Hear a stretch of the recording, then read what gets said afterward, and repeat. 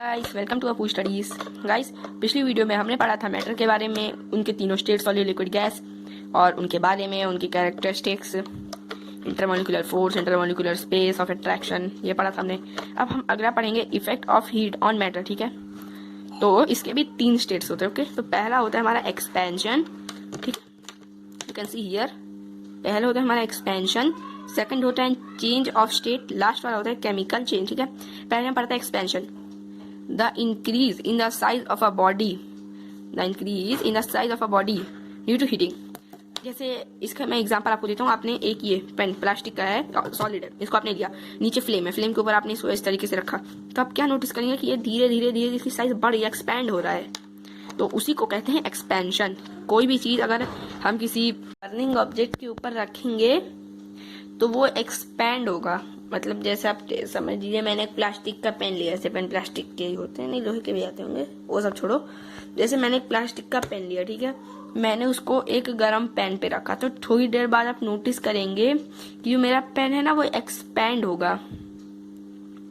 उसके एग्जाम्पल मैं आपको शॉर्ट्स में डाल दूंगा, आप देख सकते हैं। शॉर्ट्स मैं मतलब कि वही प्रोसेस करके दिखाऊंगा। ठीक है, ये हो गया हमारा एक्सपेंशन। अब हम पढ़ते हैं interconversion of states of matter, the process of change of matter from one state to another and then back to original state. जो प्रोसेस होता है मैटर को चेंज करने का एक स्टेट से दूसरी स्टेट में और फिर वापस उसके ओरिजिनल स्टेट में। जैसे मैंने सॉलिड लिया, मैंने सॉलिड को लिक्विड में चेंज किया, फिर लिक्विड को मैंने फ्रीज, सॉलिड है, मैंने सॉलिड को हीट करके लिक्विड में चेंज किया, फिर लिक्विड को दोबारा से फ्रीज करके मैंने सॉलिड में चेंज कर दिया। ठीक है, तो इसको कहते हैं interconversion of states of matter. ठीक है, अब अगला है हमारा change of solid into a liquid. ठीक है, सॉलिड को लिक्विड में चेंज करने का, इस प्रोसेस को हम कहते हैं मेल्टिंग या फिर फ्यूजन। आप लोग मेल्टिंग बोल सकते हैं कि एग्जाम में ऐसा कुछ नहीं आता है, मेल्टिंग इज ऑल्सो कॉल्ड, तो आप फ्यूजन लिखेंगे। ओके, सो मेल्टिंग क्या होता है? The process of converting of a solid into its liquid state on heating। जब हम किसी सॉलिड को लिक्विड स्टेट में कन्वर्ट करना चाहते हैं तो हम इसको हीट करेंगे, तो वो हो जाएगा अपने लिक्विड स्टेट में। ठीक है, अब अगला है change of liquid to gas, change of liquid to gas, और इस प्रोसेस को हम कहते हैं बॉइलिंग या फिर वेपोराइजेशन। आप बॉइलिंग बोल सकते हैं, मैं आसान आपको शब्द बोल रहा हूँ, बॉइलिंग आप बोल सकते हैं, लेकिन एग्जाम में पूछ सकता है बॉइलिंग इज आल्सो कॉल्ड, तो आप कहेंगे वेपोराइजेशन, सॉरी। ठीक है, इसको बॉइलिंग और वेपोराइजेशन, इसको हम क्या कहते हैं? The process of converting of a liquid into vapour on heating. जब हम किसी लिक्विड को उसके वेपर में हीट बॉईल करते हैं, तो जब वो किसी वेपर में कन्वर्ट हो जाता है ना, उस प्रोसेस को हम कहते हैं बॉइलिंग और वेपोराइजेशन। ठीक है, अब अगला आप इवेपोरेशन और बॉइलिंग के बीच का डिफरेंस समझ लेते हैं। ठीक है, नेक्स्ट पेज पे आएंगे, तो पहले हम समझते हैं बॉइलिंग क्या होता है। It occurs only at a given temperature. जो बॉइलिंग है ना वो एक गिवन टेम्परेचर पे अकर होता है। जैसे बॉइल जो होता है ना वाटर, तो वो 100 डिग्री सेल्सियस पे ही बॉइल होता है। जैसे अभी 97 डिग्री है तो वो बॉइल नहीं होगा, वो बस गर्म होएगा। फिर जब 100 डिग्री हो जाएगा ना तब वो बॉइल होता है। ठीक है, अब वेपोराइजेशन का, it take place at any temperature below its boiling point. ठीक है, जो वेपोराइजेशन है ना वो तब अकर होता है, तब बनता है वो वेपोराइजेशन, तब होता है उसके बॉइलिंग पॉइंट के नीचे से। मतलब जैसे आप समझ लीजिए इवेपोराइजेशन का बॉइलिंग पॉइंट हो गया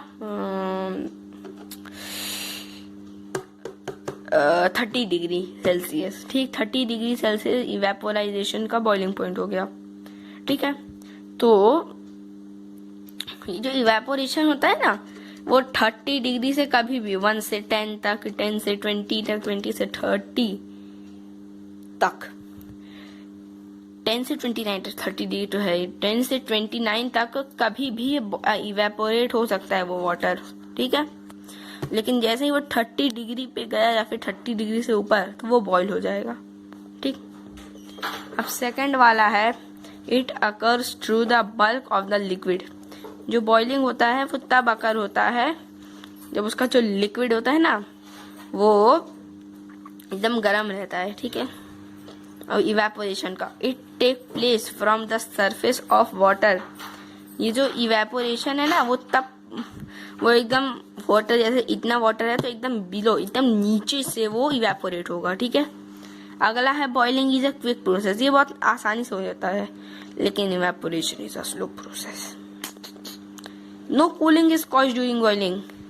जब बॉईल होता है ना तो उसका जो पानी वो कभी ठंडा होता ही नहीं है, लेकिन इवेपोरेशन में पानी जो है ना वो ठंडा होना कंपलसरी है, नहीं तो होगा ही नहीं इवेपोरेट।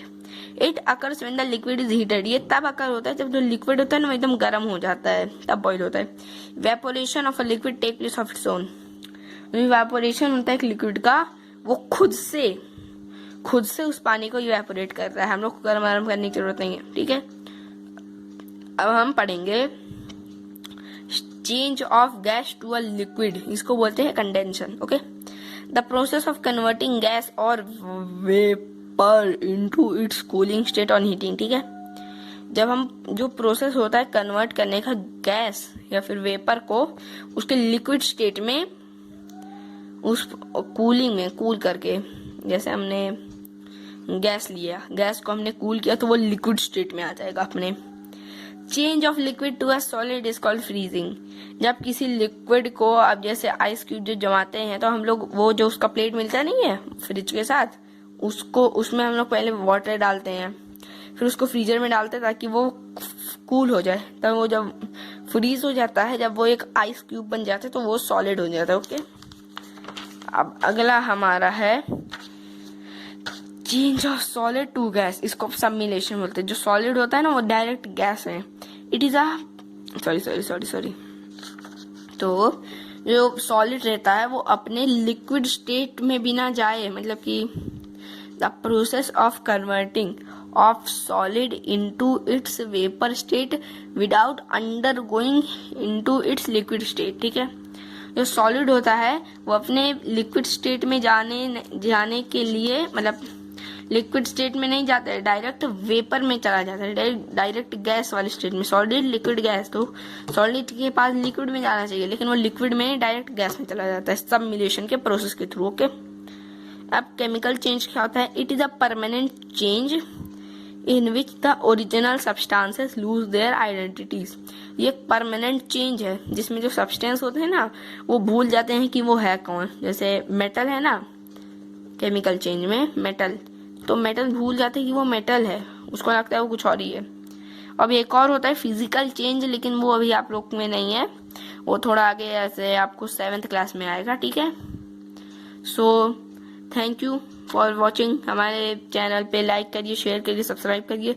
और अगर आपने पहली पार्ट नहीं देखा इस वीडियो का तो उसको पहले जाके देखिए, क्योंकि अगर जब तक आप उस वीडियो को नहीं देखेंगे तब तक आप इसको समझ नहीं पाएंगे, ठीक है।